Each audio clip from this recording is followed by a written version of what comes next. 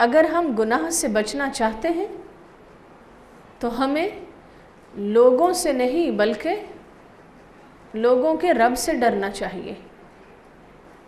ایک جملہ لکھ لیجئے اور یہ بار بار یاد رکھیے، ٹائم از لائف، وقت زندگی ہے۔ پھر جب ان عورتوں نے یوسف علیہ السلام کو دیکھا، اکبر نہ ہو، اس کو بہت بڑا سمجھا، وَقَطَعْنَا أَيْدِيَهُنَّ، اور اپنے ہاتھ کاٹ بیٹھی۔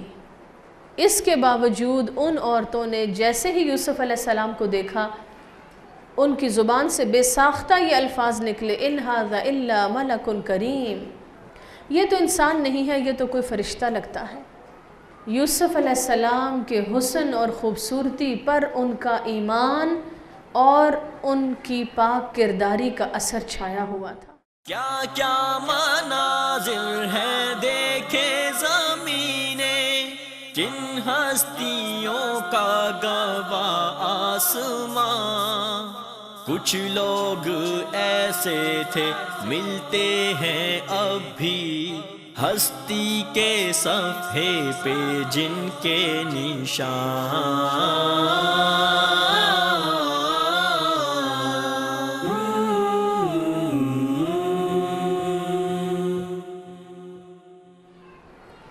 یہ ہے ایک شخص کا کردار جو اس کو اللہ رب العزت کی نظر میں کوئی مقام دیتا ہے، اور دوسری طرف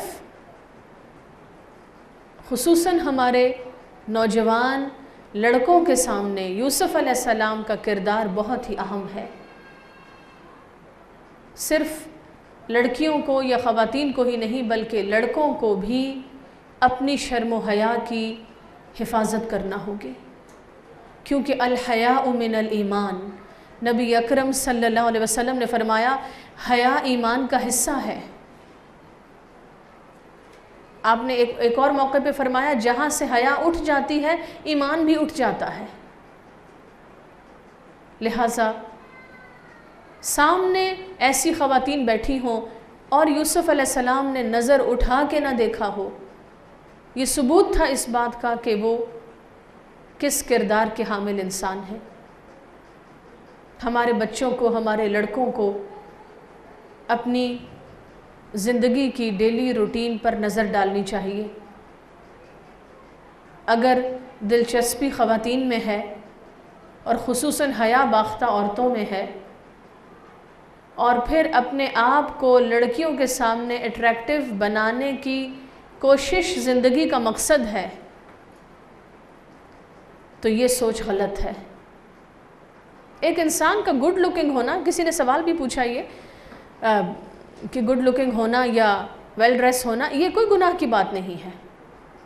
نبی اکرم صلی اللہ علیہ وسلم سے پوچھا گیا کہ ہر شخص یہ پسند کرتا ہے اس کا لباس اچھا ہو، اس کا جوتا اچھا ہو، کیا یہ تکبر ہے؟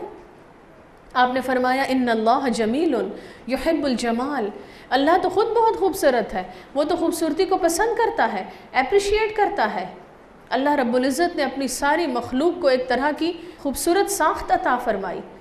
کائنات میں آپ جس طرف دیکھیں گے آپ کو کوئی نہ کوئی رنگ نظر آئے گا۔ اللہ تعالیٰ نے تو جانوروں کو کیا کیا خوبصورتیاں دیں، پھولوں میں کیسے کیسے رنگ بھرے۔ اچھا لباس اور اچھا جوتا پہننا، گڈ لکنگ ہونا یا ویل ڈریس ہونا یہ گناہ کی بات نہیں، لیکن آپ نے فرمایا گناہ کیا ہے؟ الکبر غمط الناس وبطر الحق، تکبر اور گناہ یہ ہے کہ انسان اچھا لباس اور اچھی نعمتیں لے کر اپنے آپ کو بڑا اور دوسروں کو چھوٹا سمجھے، یا جب اس کو دنیا مل جائے تو وہ دین کو بھول جائے۔ جب انسان اس کو اپریشیٹ کرنے لگے اور کہیں کہ تم تو بہت سمارٹ ہو اور بہت گڈ لکنگ ہو اور بہت اچھے لگ رہے ہو، تو وہ بھول ہی جائے کہ اس کو بنایا کس نے۔ دنیا سمیٹ کے وہ حق کو بھول جائے، حق سے بے نیاز ہونے لگے، یہ گناہ ہے، یہ تکبر ہے۔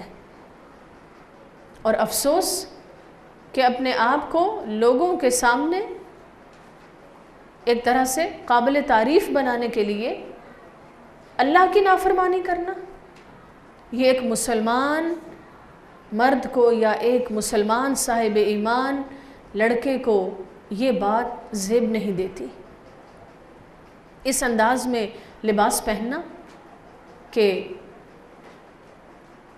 یہ اثر نہ نظر آئے کہ یہ کوئی باحیا لڑکا ہے، بلکہ یہ محسوس ہو کہ معلوم نہیں کیا سوچ ہے اس کی اور کیا یہ کرنا چاہتا ہے۔ تو ہم دیکھتے ہیں کہ یوسف علیہ السلام کا کردار یہ نہیں تھا۔ لہٰذا اس سارے قصے میں ہر شخص کے لیے نصیحت کا پہلو ہے۔ ہمیں اپنی شرم و حیا اور اپنے ایمان کی حفاظت کرنی ہے، اور اس کے لیے دیکھنا ہے کہ ہماری سوچ، ہمارا انداز کیا ہے۔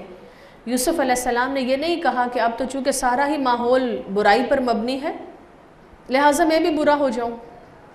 نہیں، اصولوں پہ جم گئے، کیونکہ ان کو معلوم تھا کہ ان کو جا کے اللہ کے سامنے جواب دینا ہے۔ یہ محاورے غلط ہیں کہ do in room as the Romans do, جیسا دیس ویسا بھیس، چلو تم ادھر کو ہوا ہو جدھر کی۔ یہ فارمولے اگر اسلام کی تعلیمات سے ٹکرائیں گے تو ان کو فالو نہیں کیا جائے گا۔ انہوں نے کہا ان ھذا الا ملک کریم، یہ تو کوئی معزز فرشتہ ہے۔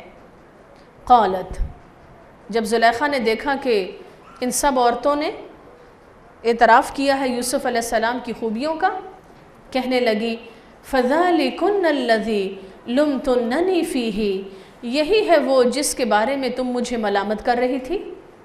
وَلَقَدْ رَاوَدَتْتُهُ، البتہ تحقیق میں نے اس کو پھسلانے کی کوشش کی تھی، عن نفسہ، اس کے نفس سے۔ وَلَقَدْ رَاوَدْتُهُ، میں نے اس کو اس کے نفس سے پھسلانے کی کوشش کی تھی۔ فَاسْتَعْصَمَ، لیکن وہ بچ نکلا۔ وَلَئِن، اور البتہ اگر، لم يفعل، یہ نہ کرے گا، ما آمرہ، جو میں اس کو حکم دے رہی ہوں، لَيُسْجَنَنَّ، البتہ ضرور اس کو سجن میں ڈال دیا جائے گا، جیل میں ڈال دیا جائے گا۔ وَلَيَكُونَ مِنَ الصَّاغِرِينَ، اور ضرور یہ ذلیل و رسوا ہونے والوں میں شامل ہو جائے گا۔ کیا فائنلی انہوں نے فیصلہ کیا؟ پہلے وہ ایک عورت تھی، اب اس کا سارا سرکل اس کے ساتھ شامل ہو گیا اور برائی کا ارادہ کیا، یوسف علیہ السلام کو ٹریپ کرنے کی کوشش میں تھی، اور فائنلی یہ فیصلہ کیا اگر یہ ہماری بات نہ مانے گا تو اس کو جیل میں ڈال دیں گے۔ قالا، یوسف علیہ السلام کا رسپانس کیا ہے؟ یہ نہیں کہا کہ اچھا اب تو چونکہ ماحول ہی بہت خراب ہے، عموماً ہم شکایت کرتے ہیں معاشرہ ہی بہت خراب ہے، لوگ بہت برے ہیں، حکومت اچھی نہیں ہے، یا مثلاً اگر ہمیں کسی بھی وجہ سے یا کسی بھی کام سے مثلاً ایسے ملک میں جانا پڑے، کہیں ایسی جگہ جا کر رہنا پڑے کہ جو ماحول اور معاشرہ مختلف ہو ہمارے مزاج سے یا ہمارے دین کی تعلیمات سے، تو شاید وہاں جا کر ہم بہت آسانی سے برائی میں ملوث ہو جائیں، اور الزام کس کو دیں؟ معاشرے کو الزام دیں، لوگوں کو الزام دیں۔ یوسف علیہ السلام نے ایسا نہیں کیا، انہوں نے کہا قالا رب السجن احب الی مما یدعوننی الیہ، اے میرے رب جیل بہتر ہے اس گناہ سے جس کی طرف یہ مجھے بلا رہی ہیں۔ حالانکہ جیل میں جانے سے ایک انسان کی ناموری پہ اثر پڑتا ہے، ایک انسان جو بے گناہ بھی ہے لیکن اگر یہ کہا جائے کہ وہ جیل سے ہو کے آیا ہے یا اس کو سزا ہوئی ہے یا وہ اریسٹ ہوا ہے تو بہرحال اس کا سٹیٹس ڈاؤٹ فل ہو جاتا ہے، رسک پہ آ جاتا ہے۔ یوسف علیہ السلام نے اپنے آپ کو اللہ کے سامنے سرخرو کرنا تھا، لہٰذا اس بات کی کوئی پرواہ نہیں کی کہ لوگ میرے بارے میں کیا کہیں گے، اور کیا کہا؟ اے میرے رب جیل بہتر ہے، بجائے اس کے کہ میں اس محل میں رہوں جس محل میں اللہ کی نافرمانی ہو رہی ہے۔ اچھا، یہاں ہمارے لیے عمل کا کیا پیغام ہے؟ لکھیے کہ ہمیں ایسے سرکلز کو، ایسی صحبت کو، ایسے دوستوں کو، ایسی سہیلیوں کو چھوڑ دینا چاہیے جو اللہ کی نافرمانی کی طرف لے کے جاتے ہوں، جو اللہ کی نافرمانی کی طرف لے کے جاتے ہوں۔ ہو سکتا ہے شیطان ہمیں یہ سجھائے، اچھا اتنی اچھی پارٹی ہو رہی ہے، فلاں شادی کے موقع پہ اتنا اچھا کوئی فنکشن ہے، اور سب سہیلیاں اور سب کزنز مل کر کچھ پلان کر رہی ہیں، اور اگر تم شامل نہیں ہوگی تو کیا ہوگا؟ تم تو اکیلی رہ جاؤ گی، یہ سب تمہیں چھوڑ دیں گی، تم آئسولیٹ ہو جاؤ گی، تمہارے فرینڈز پھر تم سے بات نہیں کریں گے۔ اگر کوئی بچہ ہے، لڑکا ہے، تو شاید اس کو شیطان یہ سجھائے، اور سارے کلاس فیلوز شاید تمہارا مذاق بھی اڑائیں کہ تم تو فنڈامنٹلسٹ ہو گئی ہو، تم تو ایکسٹریمسٹ ہو گئی ہو۔ یہ سب شیطانی وسوسے ہیں، کیونکہ شیطان یہ چاہتا ہے کہ ہم برائی سے جڑے رہیں۔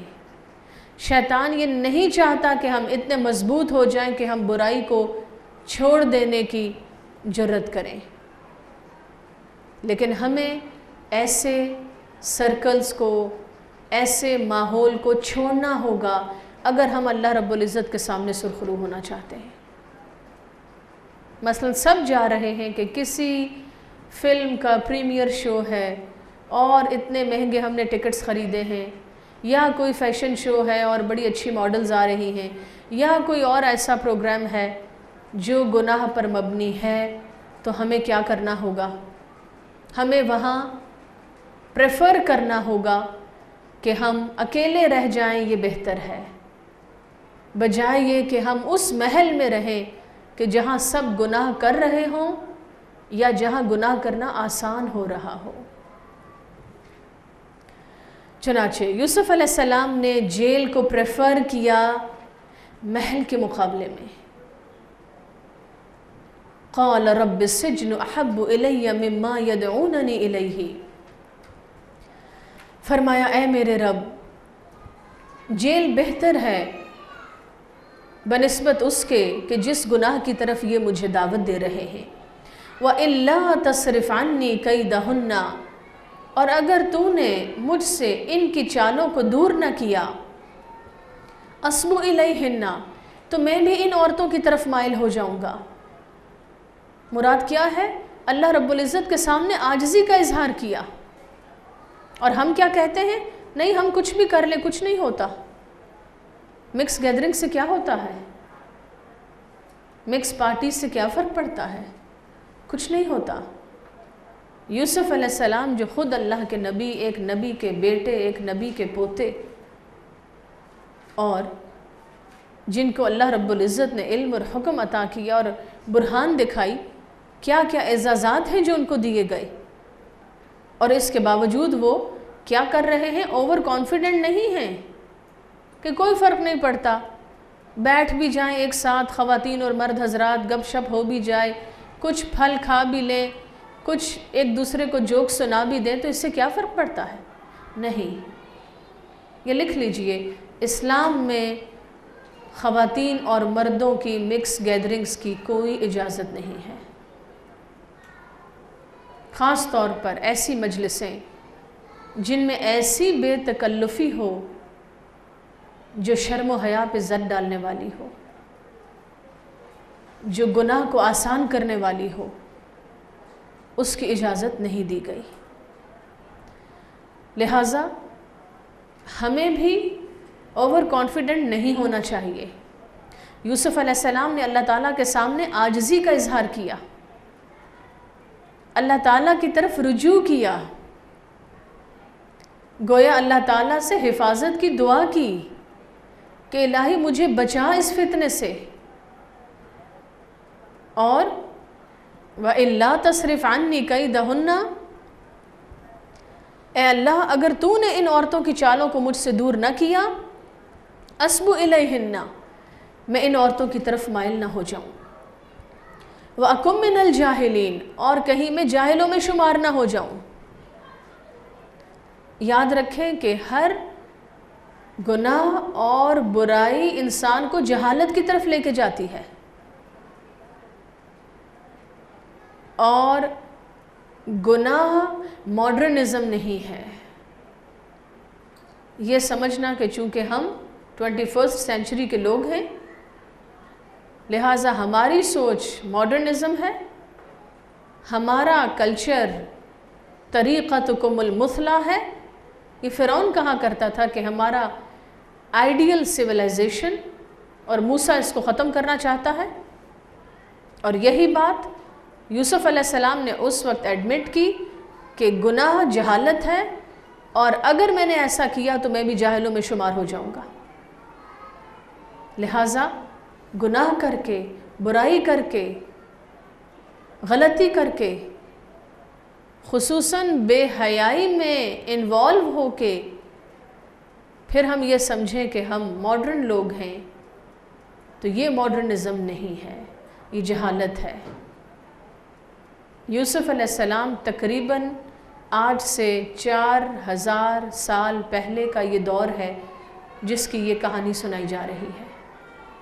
اس وقت بھی کٹی پارٹیز اور بہت سی پارٹیز ہوتی تھیں، اور یہ پسند کیا جاتا تھا کہ سجی سنوری خواتین میں مرد بھی آ جائیں اور بیٹھیں اور سب گپ شپ لگائیں اور انجوائے کریں، لیکن یہ جہالت ہے۔ لہٰذا یوسف علیہ السلام نے اس بات کو ایکسیپٹ کیا کہ اگر میں برائی میں ملوث ہوا تو میں جہالت میں ملوث ہو جاؤں گا، میں جاہلین میں شمار ہو جاؤں گا۔ آپ دیکھیں نا، جب تک ایک شخص برائی کو برائی سمجھے گا نہیں، وہ اس سے بچے گا کیسے؟ ایک شخص یہ کہے کہ میں یہ برائی کروں گا اور کر کے تو میں مثلاً بہت اچھا انسان بن جاؤں گا، تو پھر تو وہ برائی کرے گا۔ برائی سے بچنے کے لیے برائی کی کراہت ضروری ہے، برائی کو برا سمجھنا ضروری ہے، اور یہ وہ برہان تھی جو یوسف علیہ السلام کے دل میں تھی۔ ان کو پتا تھا کہ برائی غلط ہے اور جہالت کی نشانی ہے۔ فاستجاب له ربه، تو ان کے رب نے ان کی دعا کو قبول فرمایا۔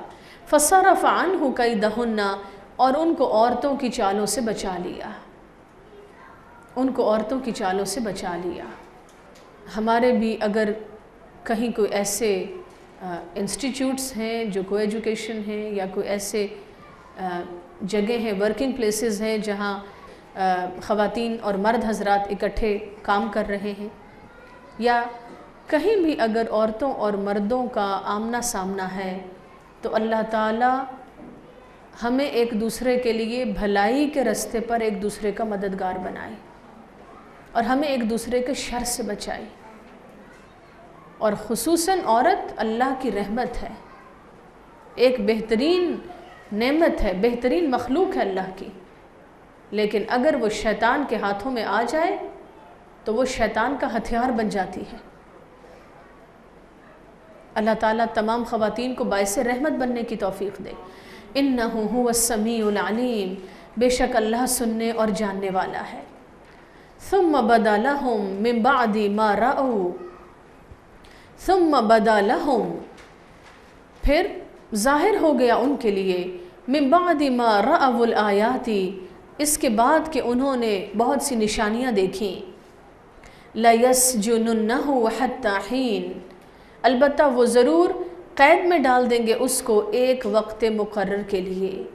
یعنی کھلی نشانیاں اور دلائل سامنے آنے کے باوجود انہوں نے یہی فیصلہ کیا کہ وہ کیا کریں گے، یوسف علیہ السلام کو قید کر دیں گے۔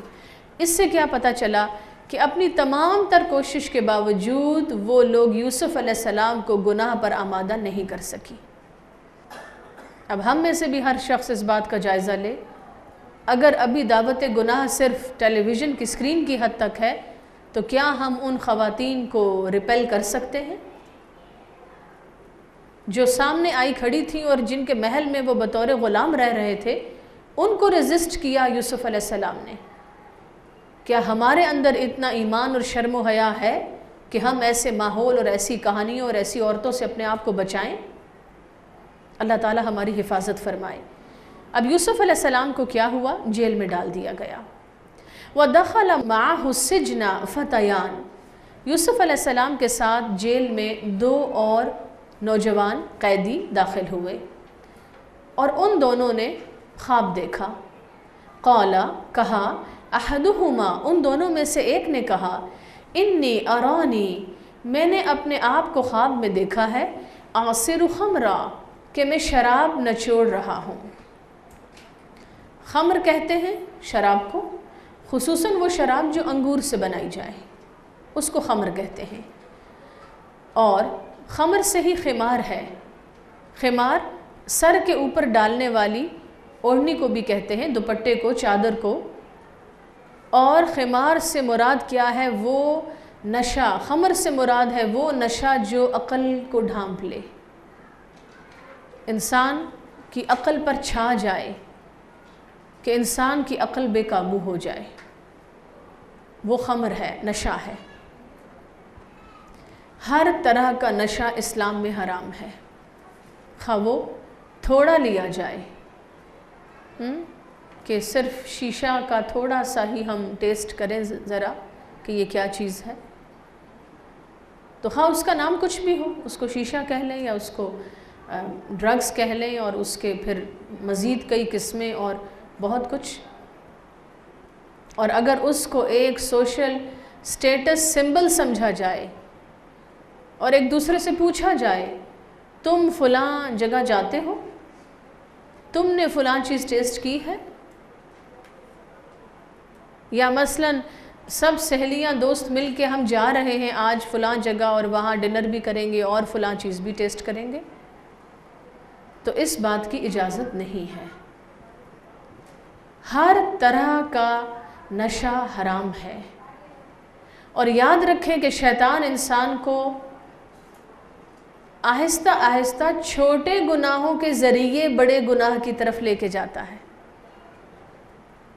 شیطان چھوٹے گناہوں کے ذریعے بڑے گناہوں کو آسان کرتا ہے. جو شخص چھوٹے گناہ میں ٹریپ ہو جاتا ہے، شیطان کے لیے آسان ہوتا ہے کہ اس کو بڑے گناہ کی طرف لے کے جائے. لہٰذا کوئی بھی شخص ایسی دعوت دے، اور کوئی شخص کیا ہوگا، شاید کوئی سہیلی ہو یا کوئی دوست ہو، تو یہ بھی یاد رکھیں کہ شیطان دوست کے روپ میں آتا ہے. کبھی دشمن کے روپ میں نہیں آئے گا کہ میں تمہارا دشمن ہوں، آج تمہیں کچھ حرام کھلانے لگا ہوں، حرام پلانے لگا ہوں، ہاں تم سے نافرمانی کروانے لگا ہوں. نہیں، دوست کے روپ میں آئے گا. ٹیسٹ تو کرو، تھوڑا سا چکھ کے دیکھو. اور پھر یہ کہ ہم سب دوست ہیں، سہیلیاں ہیں، اور ہمارا دل ٹوٹ جائے گا اگر تم ہماری بات نہیں سنو گے. محبت کی خاطر اصول قربان نہیں ہو سکتے. یہ اصول ہے کہ نشہ حرام ہے، یہ اسلام کا دیا ہوا اصول ہے. البتہ اصولوں کی خاطر محبت قربان ہو سکتی ہے. لہٰذا دوست اگر آج ناراض ہوتا ہے تو کوئی بات نہیں، اگر سنسیئر ہے، خیرخواہ ہے، تو کل سمجھ جائے گا. اور اگر ایسا دوست ہے کہ جو ہم سے زیادہ گناہ سے محبت کرتا ہے تو پھر الاخلاء یومئذ بعضهم لبعض عدو، اس نے تو ویسے بھی قیامت کے دن دشمن ہی بننا ہے، تو بہتر ہے اس کو آج چھوڑ دیا جائے.